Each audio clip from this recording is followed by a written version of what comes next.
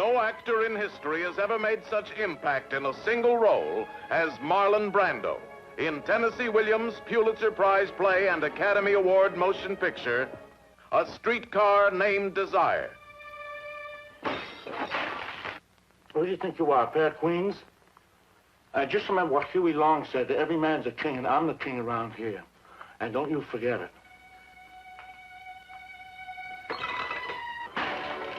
Fighting, lusting, loving, never for a moment less than completely alive.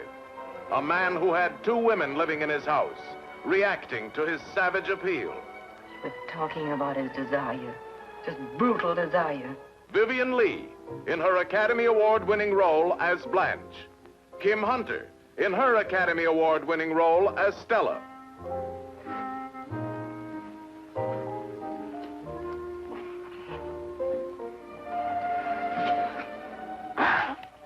You don't ever leave me, baby. A story ripped from the fabric of life, as earthy and violent as its unforgettable star.